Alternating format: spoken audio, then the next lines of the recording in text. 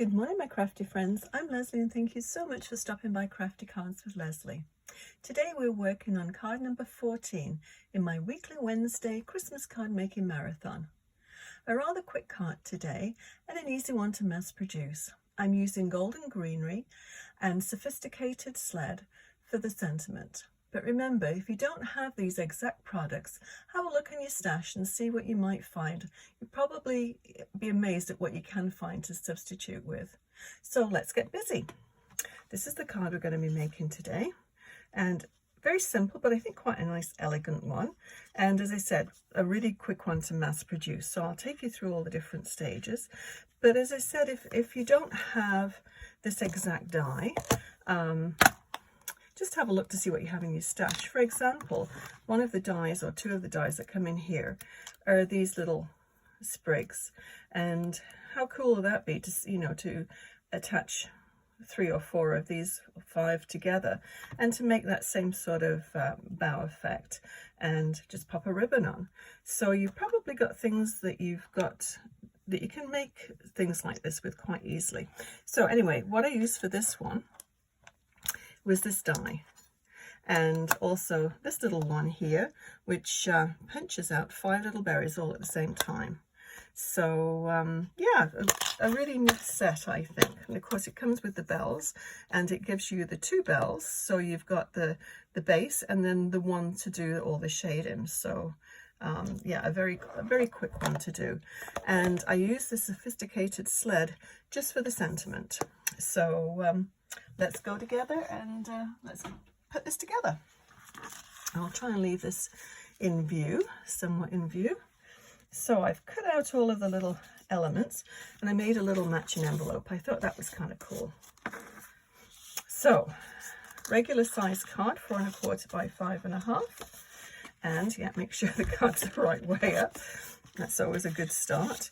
And then this one here is just a tad smaller. Whoops, let me get these out so that I can see. I lowered my camera down a little bit so I don't have as much overall space.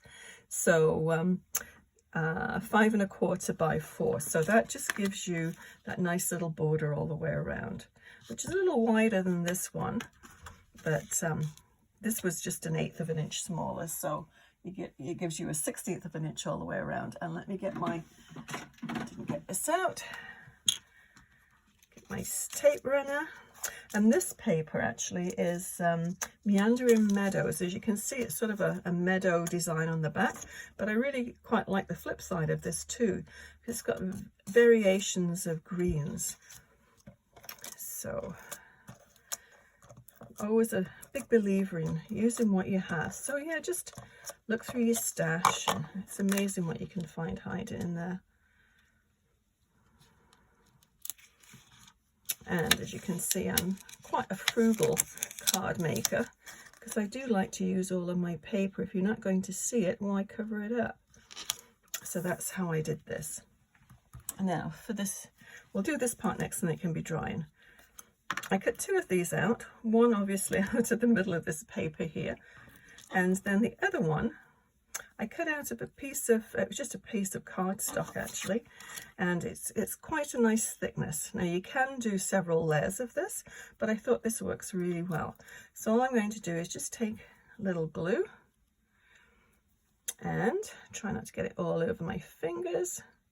And I'm just basically going to take it, some on the leaves, and just sort of run it around. You don't have to cover every single square inch of this. Sorry, I keep pulling it towards me. So not in your camera view, I'm sure. So just randomly dab it. A few on the stems. Whoops. Not really a very clean and simple way I'm doing this, I'm sure, but it works. And then you just need to lay this on top and then just jiggle it around until you line it up. So this is white glue, obviously, but it will dry clear. And I do like glue for things like this because it gives you time just to sort of jiggle everything into position. So let's just leave that. Try and get rid of my sticky fingers. Okay, so by the time we put everything else together, that will be done. So the next little component is this little mat on the front here. And I just used a little scalloped edge one. Use whatever you have, or you can just cut a piece of cardstock. And this cardstock it's just a little bit over 3 3/4, just a little bit over 2 1/2. So 2 3/8 by 3 7/8, or approximately. Doesn't have to be exact. So I think what I'm going to do now is just to add the sentiment before we go any further. So we'll need my block. I will need my Memento ink. I do like this ink. It has a really nice crisp image when you print it. It's very crisp and clear. And I need the sentiment. So what did I do with the sentiment? Oh, good heavens. I know I just had it here. Oh, here we go. Sitting on top of my desk next to my table. Okay, so we just need this one. There's lots of nice little sentiments actually in this set. And I think I've got schedule for, is that the one? One of my Wednesday Christmas cards. Oh, here we go. Good tidings. But there again, use any sentiment you have. But yes, as I was saying, I've got scheduled Christmas card on one of my Wednesdays to use that for the sled. So let's try and get that straight. Helps if it goes on, for me it helps if it goes on straight, and then you can line it up a little easier. Now I am going to bring this forward a little bit, hopefully. Is it still on? Hopefully, just so I can see what I'm doing. Because quite honestly, I find it quite hard to line things up with my camera and my light, and that's why quite often I cut and colour a lot of things beforehand, just so I can get them a little closer to me. Okay, hopefully that's centered and straight. Yeah, pretty good. Okay, move this out of the way before we get any disasters happening. And what I did with this one is I just put it up onto some foam tape. So I'll just grab my foam tape. Not very organized today, am I? Where is it? Okay, we'll use the little ones. I can't find the bigger ones. Who knows where they disappeared to? But these work just as well. So I'm going to put 3 along the top. I'm going to put 3 along the middle, just so it doesn't sag. I don't want all to sag. And then 3 along the bottom.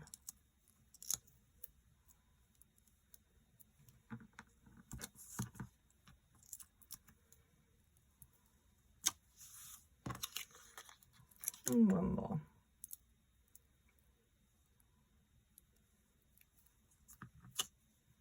Okay, let's bring this down and we'll just center this one. So just be mindful too, when you do you cut out something like this, an image out of your mat that's going to be covered up, just make sure you test it out to make sure it is going to be covered, because this one, if I put it on straight, I would have bits sticking out. So I just angled it a little bit just to make sure I could fit it underneath here. So just something to think about. Okay, so this one's all glued and ready to go down.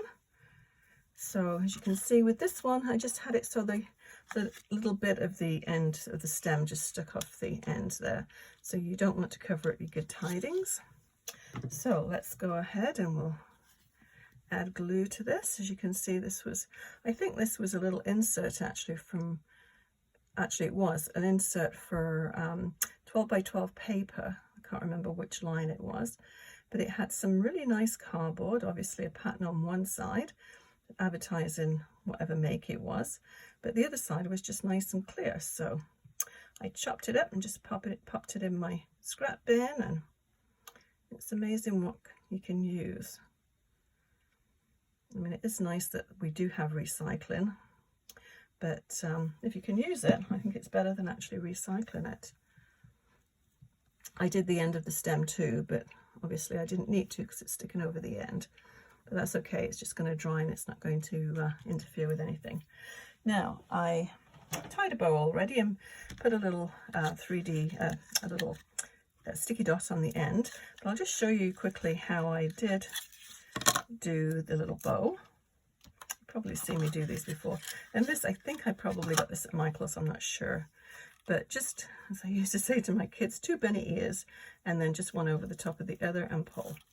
And I find this is the easiest way to do bows. And then just pull the little tails until you get your bow the size that you want, and then snip it off. And that's all there is to it. So I thought I'd just save a step by putting a little dot on the back here. And peel it off. Easier said than done. Okay, and we'll just lay that on there. Now, I have, if you've got gems and you want to put gems on here, that would work really well too. I've just used that little die that cuts out the 5, and I just used some scraps of red foil. So what I'm going to do now is just, how many do I have? 1, 2, 3, 4, 5, 6, 7, 8, 9, 10. 11, there's probably 12 in there. So we'll just put random dots here. It's 4, 5, 6, 7, 8, 9. Let's put those on first and see what they look like. So I'm just going to use my X-Acto knife, pick them up.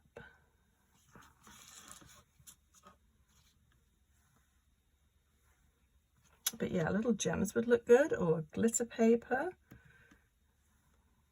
And I think this is supposed to be mistletoe. So I think the berries on mistletoe are usually white, but I thought I wanted to add some more red because I use red ribbon. But obviously you can make it whatever you wish.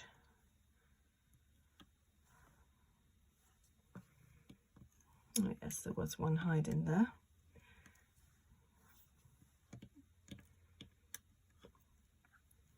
And this is quite thin foil, so I did put 2 sheets together to cut them out, and that worked well. Fast way to do it.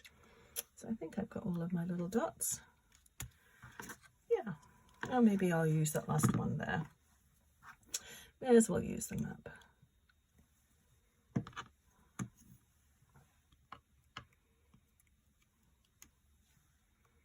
And one more. Okay, so that's the card all made. As I said, super fast and easy, that one. And so I thought I'd do a little matching envelope. So I'll show you how I did my envelope. Super quick and easy as well. Now I do have a die to cut the flaps out of these, but this is so quick, you don't need a die for this. So my envelope, basic envelope, and I'm just going to take a glue stick, and this is, bought a bunch of them off Amazon. I quite like these because they go on purple, so you can see exactly where you've done. I tend to fold it going the other way so I can see the fold. And you just cover the back with glue. And as I said, the purple glue works really well because you can see exactly where it's going. And then you just take your cardstock or your designer series paper and just push it right up into that fold. Fold the card over.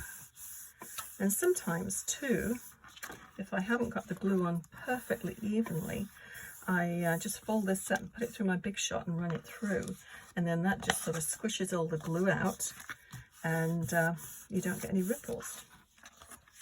So just take a pair of scissors, turn the card on the back side, and all you're going to do is just trim off the bits that are sticking out. And you can put this on your paper trimmer too, but it really is not a big deal just to cut this. And you can cut it around the curve of the envelope. And all the envelopes are different as well. There again, I just buy mine in bulk off Amazon. So that is our card and matching envelope for today. So 2 more cards for my Christmas card stash. So pleased to get this started. So I will list everything that I used to make this card, and hopefully you enjoyed it and maybe learned something. Please hit the thumbs up button if you did, and consider subscribing. See you again next Wednesday for another Christmas card idea. Happy crafting. Bye bye.